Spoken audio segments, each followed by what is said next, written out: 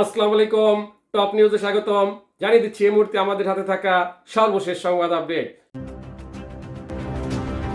শুরুতেই থাকছে ফেব্রুয়ারিতে সরকারি ও আধা সরকারি দলের মধ্যেই নির্বাচন হচ্ছে জিএম কাদের। এরপরে থাকছে কয়েকজন উপদেষ্টা প্রতারণা করছে নাহিদ ইসলাম। সর্বশেষে থাকছে পিয়ারের দাবিদাররা আওয়ামী লীগের কর্মকাণ্ডে বাতাস করছে সালাউদ্দিন। এতক্ষণ শুনলেন আপডেট সংবাদগুলোর শিরোনাম, এবারে বিস্তারিত।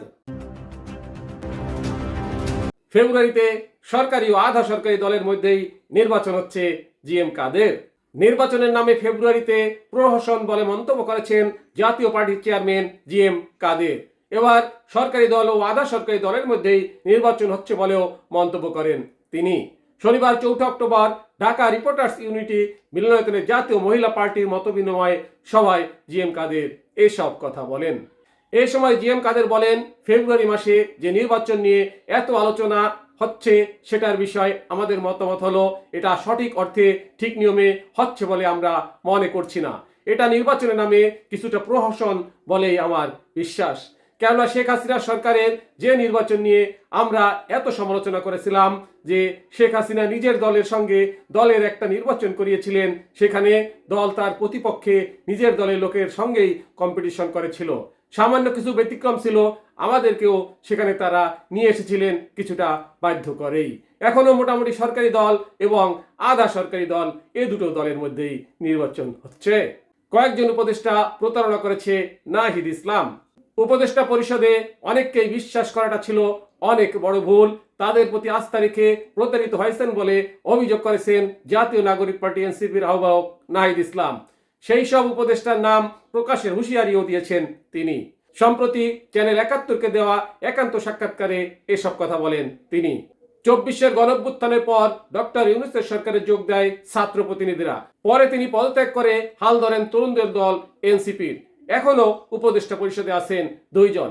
নাহিদ জানান, কয়েকজন উপদেষ্টাকে বিশ্বাস করা তাদের সবচেয়ে বড় ভুল, যাদের মধ্যে প্রতারিত হওয়ার অভিযোগ করেন তিনি। অচিরেই এই উপদেষ্টাদের নাম প্রকাশ করার কথাও বলেন নাহিদ।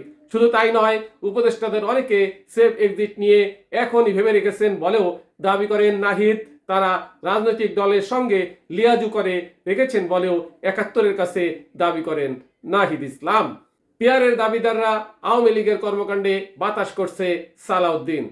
প্রপোর্শনাল রিপ্রেজেন্টেশন পিয়ার ইস্যুতে যারা আন্দোলন করেছে তাদের অনেকেই অতীত আওয়ামী লীগের কর্মকাণ্ডে বাতাস করেছে বলে মন্তব্য করেছেন বিএনপির স্থায়ী কমিটির সদস্য সালাউদ্দিন আহমেদ। শনিবার ৪ অক্টোবর রাজধানীর ইঞ্জিনিয়ার্স ইনস্টিটিউটে এনডিপির ৩৭তম প্রতিষ্ঠা বার্ষিকীর উপলক্ষে আয়োজিত অনুষ্ঠানে তিনি এই মন্তব্য করেন। সালাউদ্দিন বলেন, যারা পিআর করেছে তাদের সঙ্গে থাকা রাজনৈতিক দলের অনেকে আমি ডামি নির্বাচনে অংশ নিয়েছে, তারা আওয়ামী লীগের সব কর্মকাণ্ডে বাতাস করেছে। তিনি আরো বলেন, যেসব দেশে পিআর আছে সেখানে সবসময় অস্থিতিশীল পরিবেশ থাকে, এমন ব্যবস্থাকে আমরা আহ্বান জানাতে পারি না। টপ নিউজ এখনকার মতো শেষ করছি। আল্লাহ হাফেজ।